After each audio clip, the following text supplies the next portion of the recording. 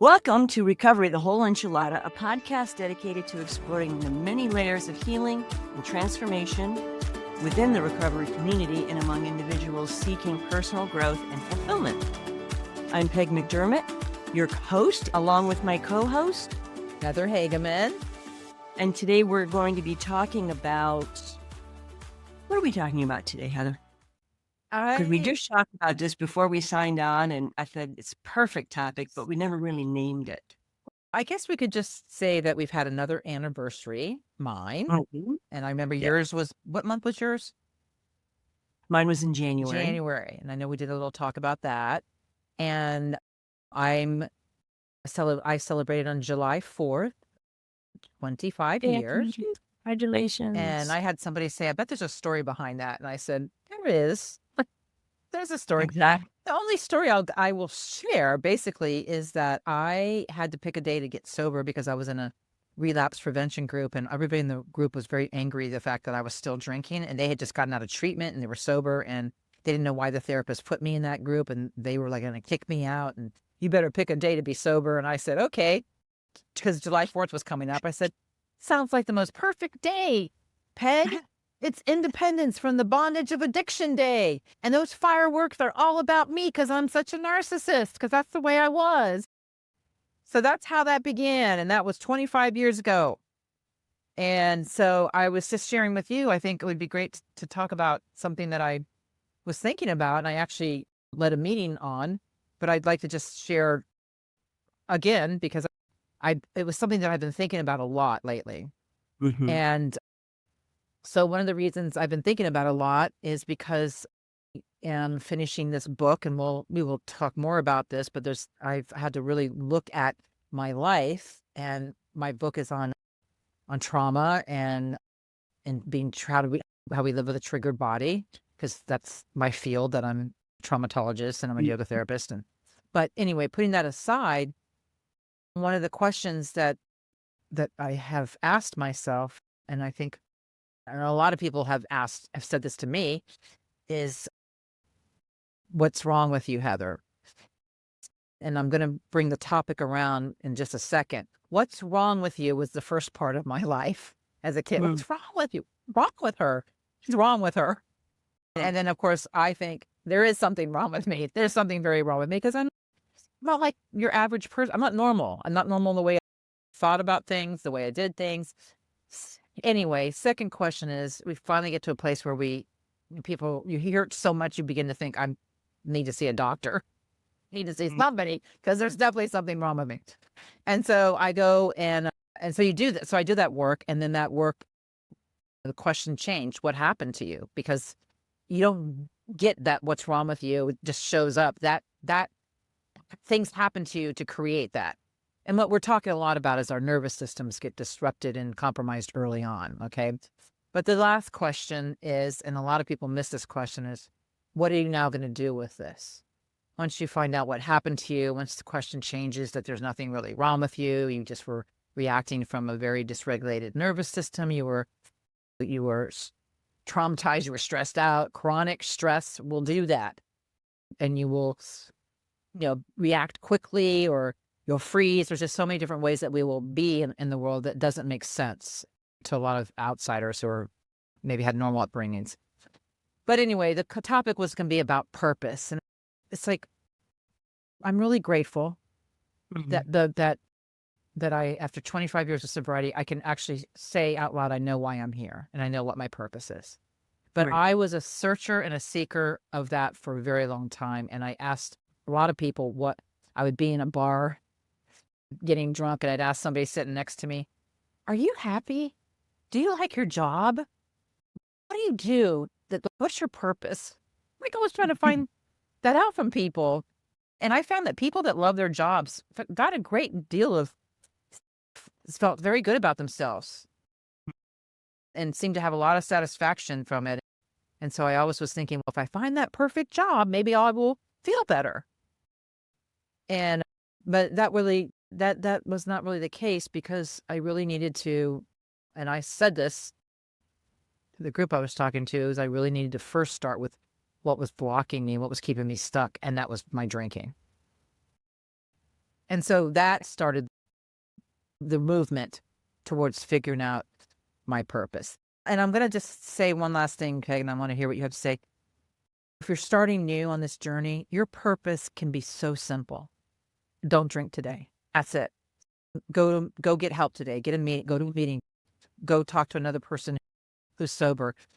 Learn how to be a better parent. Make coffee for people. Make cookies. Text somebody, I love you. There's just so many different ways that we can start to find our purpose. It doesn't have to be a grandiose thing. This is what I'm going to do. And my mission is to save all these people. It doesn't have to be that way. So, yeah. I love that. Congratulations, by the way. Thanks. That's a quarter of a century of continuous sobriety. Miracle, actually, when you think about how we destructively drank and used. And this program is an evolutionary program. It does help us to evolve into the real people I think we are, that we started out as. Yes. And the drinking and the dysregulation and the dysfunctional upbringing that I experienced was just added these layers of lies over who I really am. And I started to believe those lies. Like, I'm not good enough and I'm somehow broken. And what the hell's wrong with you, Peg? And I had no idea what was wrong with me. No idea. I couldn't put words to it. I just felt like I didn't fit in anywhere. I felt like I didn't like myself at all. I didn't know myself at all. I was a chameleon. And so I learned growing up to shapeshift depending on moods and where my mom was at any given moment. And I never really cultivated a really strong and loving and centered sense of self. No inner feedback loop. It was always external. What do I need to do to make the external work for me? And I found alcohol, and that relieved so much. It relieved so much of that self-hatred and not feeling good enough and not fitting in. And none of those things mattered when I drank. I was funny, or I thought I was, and I could relate to other people. And I was not able to do that before. So I didn't know how. It wasn't modeled for me, other than what my grandmother modeled for me. Other than that, I really didn't know how to interact with people. Alcohol helped me to do that. And once I had a taste of it, I was off to the races, because it immediately activated the alcoholism that was already in me. It just hadn't been activated yet, as far as the drinking, the destructive, I don't know what's going to happen when I have a drink kind of drinking. And I thought alcoholism looked like what my father was. He was a raging alcoholic, and he was very rageful and mean and violent.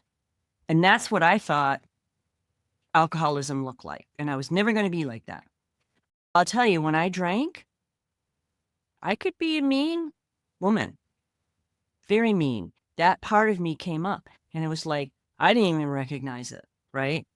And I still didn't care. I still kept drinking because I liked the way it made me feel.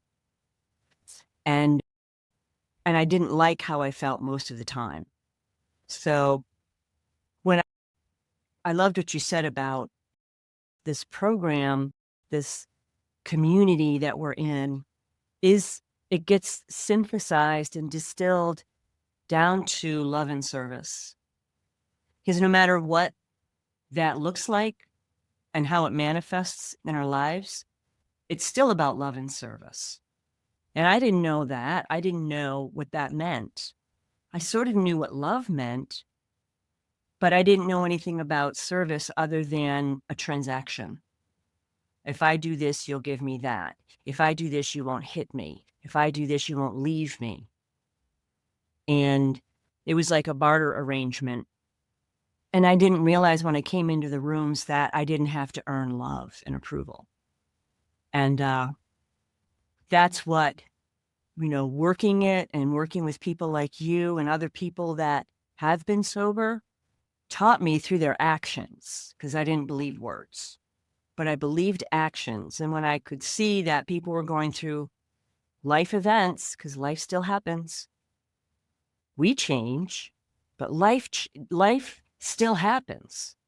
And I don't have to pick up a drink to try and cope with that anymore. I don't have to use people anymore to cope with life. And that is right there a blessing, because I didn't know any other way to be. I had to be taught. I had to be shown. And that has been a huge blessing for me in terms of the relationship I have to myself, the relationship I have with you and others, is because of realizing I'm not a broken person. I'm a person who needs to heal. And I cannot drink safely. Do those two things go together? Maybe.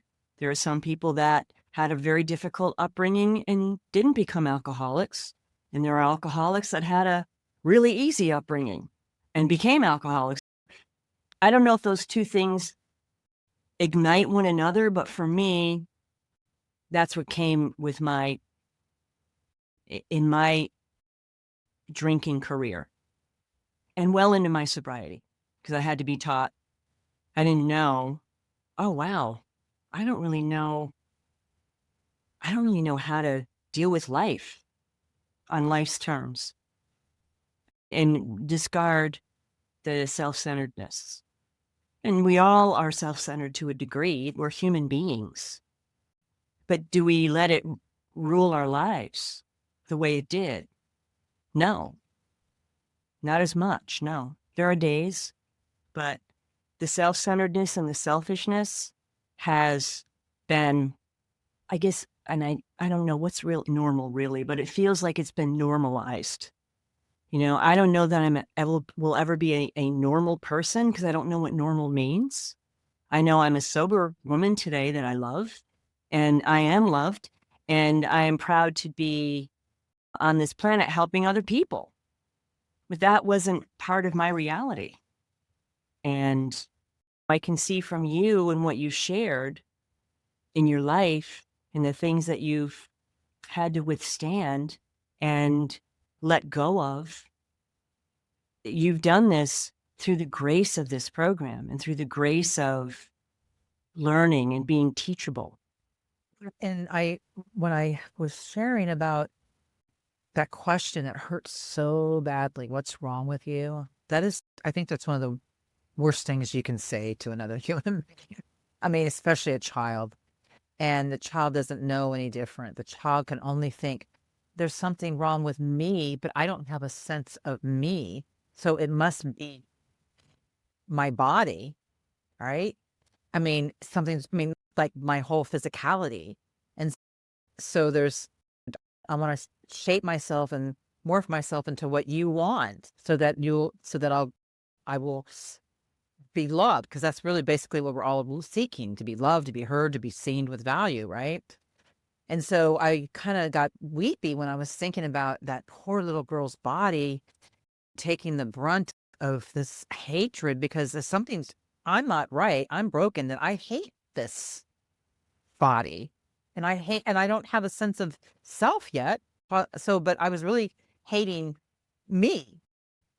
When we start to go through the process of what happened, and then you finally get to that place, what am I going to do with it? Well, what I'm going to do with all this is I'm going to compassion hold the hand of that little girl and all the little hurt parts of me, and I'm going to look back at that and send the greatest compassions. I mean, self-compassion is probably the most healing tool that we can do for ourselves.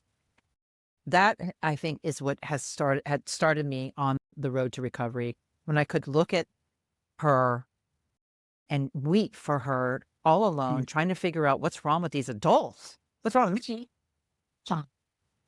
And then to even voice it to them, because I was a fighter. What's wrong with you? You're saying what's wrong with me? What's wrong with me? So I fought, and then I would get smacked for fighting, right? Because you can't have a little kid fighting back and angry and, oh my gosh. But anyway, I'm just so fascinated right now because I look at the fact that I started drinking at age 15 and I Mhm. drank for 25 years. And now I'm sober for 25 years. That's 50 years of dealing with not wanting to be in my body or trying to figure out how to get it back into my body and how to, because when you stop drinking, when you stop using whatever it is that you're using addictively, when you stop doing that, so much more stuff comes up, right? And it takes what it takes. I mean, it could take anywhere. I mean, it took me probably 5 years to finally like, oh wow, I have a body. Okay, I'm gonna stop eating so much sugar now because I really want to. I'm starting to have side effects from the sugar. I mean, it's amazing because one of the messages I wanted to just say that came from my lead was 25 years sober. I am here. I'm embodied. I'm full. And I know that deep in me, and and I'm sharing this to you right now because I just taught a yoga class about this concept of contentment. How would it Mhm. be? There's in the yoga practice, in the path of yoga, they have these 10 ethical principles to follow. And one of them it's called santosha, which means contentment. And what the yogis were trying to say ultimately, we don't have to try to get peace from out here. Peace is already in here. Mhm. And when you come home to yourself and when you get quiet enough and still enough, doing the breath and doing the movement and doing the self-study and doing all that we do, the service work, all that, there will come a day where there is that steadiness and ease and contentment inside of you. Doesn't matter what's going on around you, the challenges around you, that that ease is there. And certainly it feels like sometimes I'm hijacked from that, but I can find it back. If I share with another human, if I breathe, if I move, expand, I can get back to that contentment. And I've always said, wouldn't it be nice if someone said to you, or you said to someone, how are you? And they say, I'm content. What would that be like to Mhm. have that kind of response? No, I'm fine. I'm okay. I'm good. No, I am content because content comes before happiness. Content is in there, already there. And I Mhm. think discontent, isn't that one of our discontented Mhm. is a was a lot of our journey. Discontented. What are the words? Restless, irritable, and And discontent. discontent. There is a reason for that word discontent, right? I Mhm. mean, that is exactly it. So how do I become more grounded and less restless? How do I become less irritable and more calmer? And how do I become more content? And that is when we make up, and this is my Heather's opinion and my journey, my experience and strength and hope here is that I began to tell my story more of a little girl who had no tools, lived from survival mode, did the best she could, and found alcohol that was actually love. It felt like love. It felt like drinking love. It was so calming that she had never felt that in her body. And so every time she drank, it made her feel calm. It made her feel peaceful. And it also took away all the critical thoughts in her head towards herself. There was a freedom in that. And that worked for me until it no longer worked for me. And I say that because, oftentimes we think, oh, what a horrible person. I did all that. No, I did it because I needed to live and I needed to find a way to live. And that's how I did that. And I have compassion and I absolutely understand now, and I understand my parents. Oh my gosh, I was thinking, here I am, 50 years old, and I'm still talking about my mother and my father. Oh my God. Like, when do you stop, right? So now the story's different. They did what they could do. That, it doesn't even matter anymore. Bless them. They're happy. They're gone. And I have to live here now. And how can I live in that with a purpose? And my purpose is every day, please don't let me hurt myself. Please don't let me hurt others. And please let me be of service to love. Put me in the places you want me to be, with the people you want me to be with, in service to you. Those are kind of my little mantras. And that's all I do. So I wake up in the morning, I think, who am I going to love today? Who am I going to send a text today and say, I love you? I'm thinking of you. Who am I going to smile at? Every single human being I see, I smile. I notice someone was checking me out. She was looking down. She was checking the food by. And I said, "Hey, how are you?" She looks up startled. I'm like the checkout person at a grocery store. "How are you? How's your day? Anything going on?" I mean, this is the way to live.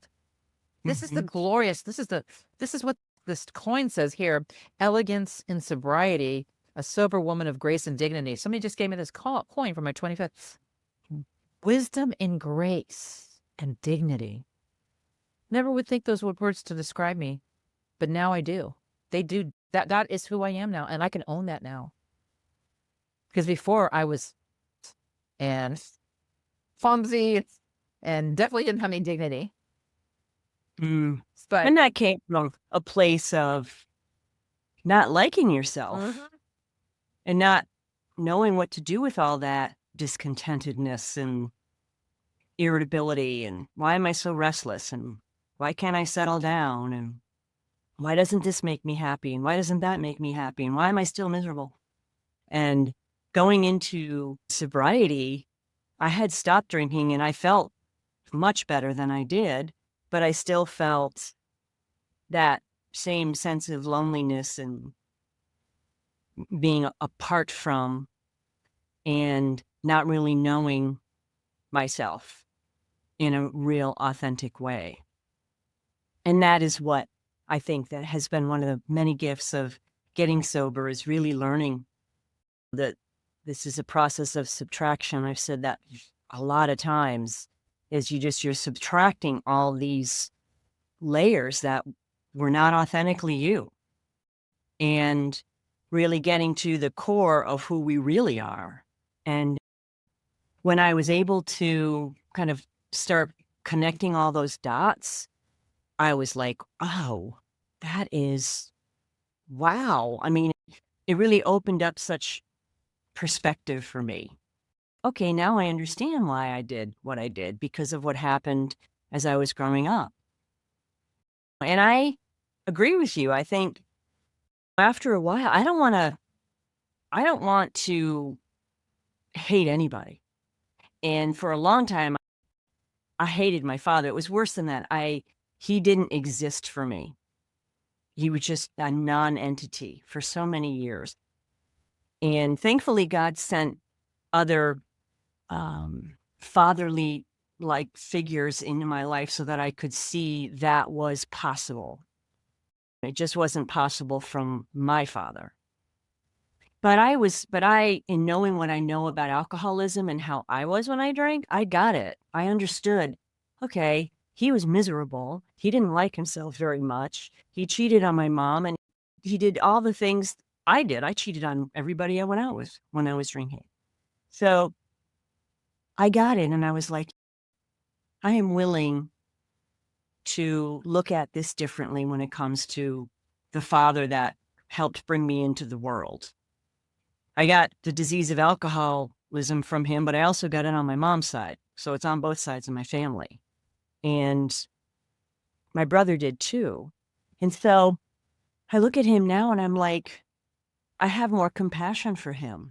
I don't condone what his behavior toward us. It wasn't right. It was wrong. And it caused a lot of my dysregulated behavior.